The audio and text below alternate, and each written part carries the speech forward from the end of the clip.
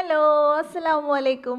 ഇന്ന് ഞാൻ സിമ്പിളായിട്ട് ചെയ്തെടുക്കാൻ പറ്റുന്ന ഒരു കിഡിലൻ സ്നാക്കുമായിട്ടാണ് വന്നിട്ടുള്ളത്. ഒരു കപ്പ് അരിപ്പൊടി ഉണ്ടെങ്കിൽ നമുക്കൊരു മാസത്തേക്കുള്ള സ്നാക്ക് ഉണ്ടാക്കി വെക്കാം.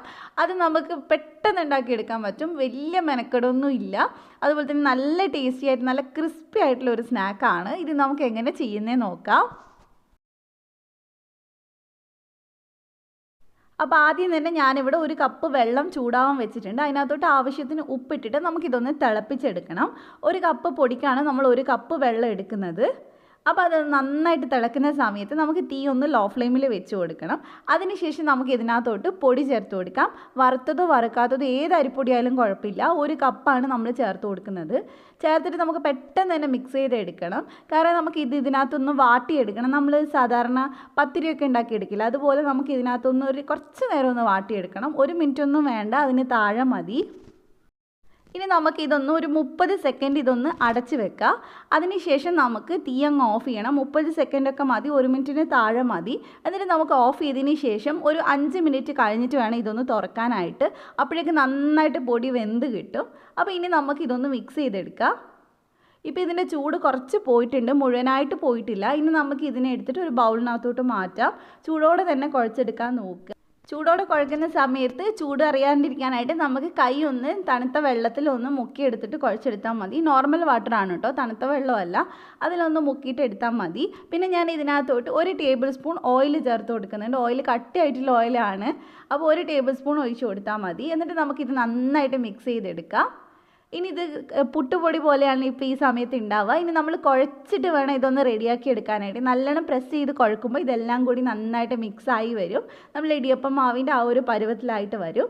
അപ്പം ഞാൻ നന്നായിട്ട് കുഴച്ചെടുത്തിട്ടുണ്ട്. കൈ ഞാൻ പറഞ്ഞ പോലെ തന്നെ വെള്ളത്തിലൊന്ന് മുക്കി മുക്കി കുഴക്കുകയാണെങ്കിൽ കറക്റ്റായിട്ട് നമുക്ക് കുഴച്ചെടുക്കാൻ പറ്റും.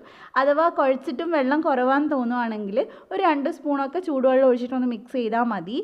ഇനി നമുക്ക് ഇതിനകത്ത് നിന്ന് അത്യാവശ്യം വലുപ്പമുള്ള ഒരു ബോൾ ഉണ്ടാക്കിയെടുക്കാം. നന്നായിട്ട് കൈൻ്റെ ഇടയിൽ വെച്ച് ഉരുട്ടിയെടുക്കുക. അതിനുശേഷം നമ്മൾ ഇതൊന്ന് പരത്തിയെടുക്കാൻ പോവുകയാണ്. ഇത് ഈ ഒരു പരുവത്തിലാണ് ഉണ്ടാവുക. അപ്പോൾ ഇനി നമുക്ക് കുറച്ച് അരിപ്പൊടി നമുക്ക് ഈ പലകയിൽ ഇട്ട് കൊടുക്കാം. എന്നിട്ട് വേണം പരത്തിയെടുക്കാനായിട്ട്. നമ്മൾ ചപ്പാത്തി പരത്തുന്ന പോലെ അത്ര സോഫ്റ്റായിട്ട് നമുക്ക് പരത്തിയെടുക്കാനൊന്നും പറ്റില്ല. അപ്പോൾ കുറച്ച് ഹാർഡായിരിക്കും. നമ്മൾ സൂക്ഷിച്ച് പരത്തിയെടുക്കാൻ നോക്കുക. ഒത്തിരി അങ്ങോട്ട് പ്രസ് ചെയ്ത് പരത്തണ്ട, അപ്പോൾ അവിടെ നിന്ന് അങ്ങ് പൊട്ടിപ്പോവാൻ ചാൻസ് ഉണ്ട്. പിന്നെ നമ്മൾ പരത്തുമ്പോൾ എത്രത്തോളം നിങ്ങൾക്ക് തിന്നായിട്ട് കട്ടിയില്ലാണ്ട് പരത്താൻ പറ്റുമോ അത്രത്തോളം പരത്താൻ നോക്കുക. നമ്മൾ ചപ്പാത്തി മാവിൻ്റെ ആ ഒരു പരുവൊക്കെ കിട്ടുവാണെങ്കിൽ നല്ല ക്രിസ്പി ആയിട്ട് തന്നെയാണ് നമുക്ക് കിട്ടുക. അപ്പോൾ നമുക്കിതൊന്ന് പരത്തിയെടുക്കാം. ഷേപ്പൊന്നും നോക്കേണ്ട ആവശ്യമില്ല കേട്ടോ, കാരണം നമ്മളിത് കട്ട് ചെയ്തെടുക്കാൻ പോകുന്നതാണ്.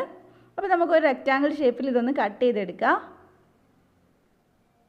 ഇത് നമുക്ക് കുട്ടികൾക്കൊക്കെ വൈകുന്നേരം ചായക്ക് കൊടുക്കാനാണെങ്കിൽ അടിപൊളിയാണ് കേട്ടോ. കാരണം എന്തായാലും അവർക്ക് ഇഷ്ടമാവും. വലിയ മെനക്കെടൊന്നും ഇല്ലാതെ നമുക്ക് ചെയ്തെടുക്കാൻ പറ്റുന്നതാണ്. കുറച്ച് പൊടി വെച്ച് തന്നെ നമുക്ക് ഒരുപാട് ഉണ്ടാക്കിയെടുക്കാൻ പറ്റും.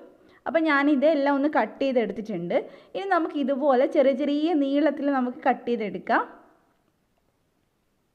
പിന്നെ ഷേപ്പൊക്കെ നിങ്ങൾക്ക് ഇഷ്ടമുള്ള ഷേപ്പിൽ കട്ട് ചെയ്തെടുക്കാം. ഞാനിവിടെ ഒരു ത്രികോണത്തിൻ്റെ ഷേപ്പിലാണ് കട്ട് ചെയ്യുന്നത്.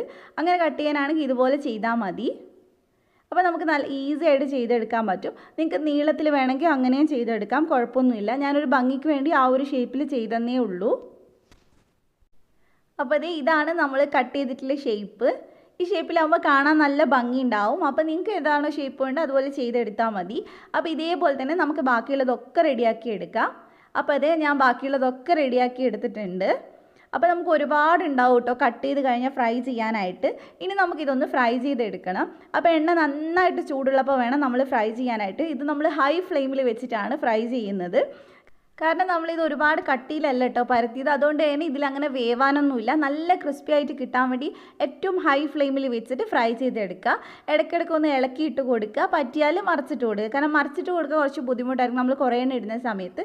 അപ്പോൾ നന്നായിട്ടൊന്ന് ഇളക്കിയിട്ട് കൊടുക്കാൻ നോക്കുക. അപ്പോൾ കുറച്ചൊക്കെ ആണെങ്കിൽ ഓരോന്നോരോന്നായിട്ട് നമുക്ക് മറിച്ചിട്ടും കൊടുക്കാം. അപ്പോൾ ഇതേപോലെ ചെയ്താൽ മതി. ഇനി നമുക്ക് 2 സൈഡും ഒന്ന് കുറച്ച് നേരം ഒന്ന് ഫ്രൈ ചെയ്തെടുക്കുമ്പോഴേക്കും ഈ ഒരു കളറ് വരും, ഒരു ചെറിയ യെല്ലോ കളർ, അത്രയേ ഉള്ളൂ. ആ ഒരു കളർ വരുന്ന സമയത്ത് നമുക്കിത് കോരി മാറ്റാം. കാരണം ഒത്തിരി അങ്ങോട്ട് കളർ വരേണ്ട ആവശ്യമില്ല. ഇനി നമ്മൾ ഇതിൽ മസാല ചേർക്കുമ്പോഴാണ് ഇതിൻ്റെ കറക്റ്റ് കളർ കിട്ടുന്നത്. അപ്പം നമുക്ക് ഇതേപോലെ തന്നെ ബാക്കിയുള്ളതും ഫ്രൈ ചെയ്തെടുക്കാം. ഇതിൽ നമുക്ക് ഏറ്റവും ഈസി ആയിട്ടുള്ള കാര്യമാണ് ഫ്രൈ ചെയ്യാന്നുള്ളത്. കാരണം നമ്മൾ ഹൈ ഫ്ലെയിമിൽ ചെയ്യുന്നതുകൊണ്ട് തന്നെ പെട്ടെന്ന് നമുക്കെല്ലാം ഫ്രൈ ചെയ്തെടുക്കാൻ പറ്റും, ഒരുപാട് സമയമൊന്നും വേണ്ട. ഇനി നമുക്ക് ഇതൊന്ന് എല്ലാം കൂടി നമുക്കൊന്ന് മസാല ഇട്ടെടുക്കണം. അപ്പം ഞാൻ ഇതിനകത്തോട്ട് 2 ടീസ്പൂൺ മുളക് പൊടി ചേർക്കുന്നുണ്ട്. പിന്നെ കുറച്ച് ഉപ്പ് ചേർക്കുന്നുണ്ട്. നിങ്ങൾക്ക് വേണമെങ്കിൽ ചാറ്റ് മസാല ഉണ്ടെങ്കിൽ ചേർത്ത് കൊടുക്കാം. അപ്പോൾ ഇനി നമുക്കിത് നന്നായിട്ട് മിക്സ് ചെയ്തെടുക്കാം. ഇനിയിപ്പോൾ ഈ പൊടിയൊന്നും ഇല്ലാണ്ട് നമുക്ക് കഴിക്കാൻ നല്ല ടേസ്റ്റ് തന്നെയാണ്. അപ്പോൾ കുട്ടികൾക്കാണെങ്കിലും നിങ്ങൾക്ക് ഇത് 2 രീതിയിലും ചെയ്ത് കൊടുക്കുക. കാരണം എരിവില്ലാത്ത മുളകൊക്കെ ആണെങ്കിൽ അവർക്ക് ഭയങ്കരമായിട്ട് ഇഷ്ടമാവും. അപ്പോൾ നമുക്കിനി ഇത് നന്നായിട്ട് മിക്സ് ചെയ്തെടുക്കാം എല്ലാം കൂടെ. ഇതിൻ്റെ സൗണ്ട് കേൾക്കുമ്പോൾ തന്നെ നിങ്ങൾക്ക് മനസ്സിലാവുന്നുണ്ടാവും എത്രത്തോളം ക്രിസ്പിയാണെന്നുള്ളത്. നമ്മളിത് കൈവച്ച് എല്ലാം കൂടി എടുക്കുന്ന സമയത്ത് തന്നെ നല്ലോണം പൊടിഞ്ഞു പോകും, അത്ര ക്രിസ്പിയാണ്. അപ്പോൾ ഇത് ഉണ്ടാക്കിയെടുത്തതിന് ശേഷം ഒരു എയർ ടൈറ്റ് ആയിട്ടുള്ള ഒരു കണ്ടെയ്നറിൽ സൂക്ഷിക്കുകയാണെങ്കിൽ കുറേ നാൾ നിങ്ങൾക്ക് വെക്കാൻ പറ്റും. കണ്ടോ ഇത്രയും ക്രിസ്പി ആയിട്ട് ഇത് ഉണ്ടാവുക.